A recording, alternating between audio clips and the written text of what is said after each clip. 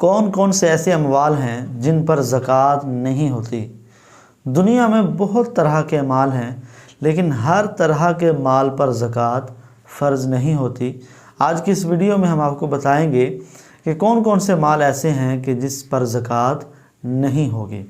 یاد رکھیے کہ دو طرح کے مال ہوتے ہیں جن پر زکوٰۃ نہیں ہوتی۔ نمبر 1 حاجت اصلیہ اور نمبر 2 مال غیر نامی۔ حاجت اصلیہ سے مراد وہ مال ہے جس کی انسان کو زندگی بسر کرنے کے لیے ضرورت ہوتی ہے، وہ چیزیں ہیں جس کے لیے انسان کو زندگی بسر کرنے کے لیے ضرورت ہوتی ہے۔ تو اس طرح کی چیزیں جو زندگی بسر کرنے کے لیے ضروری ہیں، ان کی مثالیں بھی آئیں گی، وہ اگرچہ مال نامی ہی کیوں نہ ہوں تو ان پر زکوٰۃ نہیں ہوتی۔ مال نامی کیا ہوتا ہے کہ جو مال بڑھے، اس کے اندر سونا چاندی تجارت وغیرہ آتی ہے، تجارت کے لیے جو سامان ہوتا ہے، لیکن اس کے علاوہ جو مال ہوتا ہے وہ مال غیر نامی کہلاتا ہے، اور مال غیر نامی پر بھی زکوٰۃ نہیں ہوتی۔ جن اموال پر زکوٰۃ نہیں ہوتی ان میں ہم نے سنا تھا کہ پہلی چیز ہے حاجت اصلیہ، اور حاجت اصلیہ سے مراد ضرورت کا وہ سامان جس کی انسان کو ضرورت پیش آتی ہے۔ وہ کون کون سے سامان ہیں، ان کی کچھ نہ کچھ ہم مثالیں سنتے ہیں تاکہ ہمارے لیے سمجھنا آسان ہو جائے۔ رہنے کا مکان، کھانے پینے کی ضروری چیزیں۔ اب رہنے کا مکان چاہے جتنا بڑا ہو، جتنا مرضی پیسوں کا ہو، چاہے 1.5 کروڑ کا ہو یا 1.5 ارب کا ہو، تو اس پر زکوٰۃ نہیں ہوگی۔ اسی طرح کھانے پینے کی ضروری چیزیں جتنی بھی مہنگی ہوں تو ان پر زکوٰۃ نہیں ہوگی۔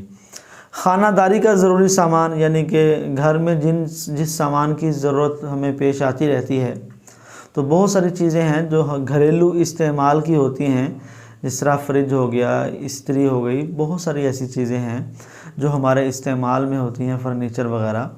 تو یہ ضروری خانہ داری کا جو سامان ہے یہ بھی حاجت اصلیہ میں شمار کیا جاتا ہے۔ اسی طرح جو حضرات پیشہ ور ہیں، یعنی کوئی مستری ہے، کوئی موبائل کا مستری ہے، کوئی مکانات وغیرہ بناتا ہے، تو پیشہ ور جو افراد ہیں ان کے جو آلات ہیں جن کے ساتھ وہ کام کرتے ہیں، تو وہ آلات چاہے جتنے مرضی مہنگے ہوں، جتنے بھی ہوں، وہ بھی حاجت اصلیہ میں ان کا شمار کیا جائے گا۔ اسی طرح سردی اور گرمی سے بچنے کے لیے جو کپڑے پہنے جائیں، حاجت اصلیہ میں شمار ہے ان کا۔ سواری، چاہے گاڑی ہے، موٹر سائیکل ہے، جہاز اس نے رکھا ہوا ہے، اس سواری کو استعمال کرتا ہے، تو وہ اس کی حاجت اصلیہ میں شمار کی جائے گی۔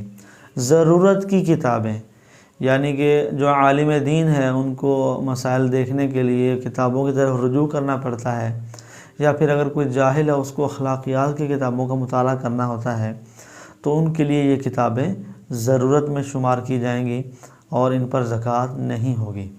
حاجت اصلیہ میں فی الحال خرچ کرنے کے لیے جو رقم رکھی ہے، تو یعنی کچھ بندے نے اضافی تھوڑے سے پیسے رکھے ہوتے ہیں مہینے میں چلانے کے لیے، تو اس پر بھی زکوٰۃ نہیں ہوگی۔ لیکن جیسے ہی سال پورا ہو گیا اور وہ رقم ابھی تک خرچ نہیں کی، تو اس کا مطلب یہ ہے کہ یہ بہت زیادہ اضافی رقم رکھی ہوئی تھی جس کی فی الحال ضرورت نہیں تھی، تو اس کی زکوٰۃ دی جائے گی۔ البتہ جو مہینے کے خرچ کے لیے ہم تھوڑی سی رقم اپنے گھر میں رکھتے ہیں تو وہ حاجت اصلیہ میں اس کا شمار ہوگا۔ دوسری چیز تھی جن اموال پر زکوٰۃ فرض نہیں ہوتی، وہ ہے مال غیر نامی۔ مال غیر نامی میں کون سی چیزیں آتی ہیں؟ مکان، خالی plot, farm house, furniture, factory کی زمین، عمارت، فیکٹری کی مشینیں، گودام، اوزار، دکان کے شوکیس، کتابیں، counter table, T V, dish, LCD، دکان، کار، آرٹیفیشل زیورات، فلیٹ، بائک، ہیرے جواہرات، جبکہ ان میں سونا چاندی بالکل نہ ہو تو اس پر زکوٰۃ نہیں ہے۔ اسی طرح جو استعمال میں موبائل آ رہا ہے، اس کا موبائل، کھیل کا سامان، تزئین و آرائش کا سامان، یعنی گھر میں ڈیکوریشن کے لیے جو سامان ہوتا ہے وہ، لیپ ٹاپ، کرائے پر دی گئی دکان، گھر یا دکان میں لگا AC، اسی طرح CCTV کیمرہ، فریج، کرائے پر دیا گیا رکشہ، جنریٹر، ضرورت سے زائد کپڑے، کرائے پر دیا ہوا گھر، اگر یہ جو جتنی لسٹ میں نے بیان کی ہے یہ ضرورت کی چیزیں ہیں، اور اگر یہ بیچنے کی نیت سے نہیں خریدی تو اب اس صورت میں یہ مال تجارت جب نہ ہوں تو یہ مال غیر نامی ہیں اور مال غیر نامی پر زکوٰۃ نہیں ہوگی۔ تو یہ وہ اموال ہیں جن پر زکوٰۃ نہیں ہوتی، جو مال حاجت اصلیہ میں یعنی انسان کی زندگی گزارنے کے لیے جو چیزیں ضروری ہیں، اور وہ مال جو بیچنے کے لیے نہیں ہے، یا تو وہ اموال جو ہیں وہ مال غیر نامی میں آتے ہیں اور حاجت اصلیہ اور مال غیر نامی پر زکوٰۃ نہیں ہوتی۔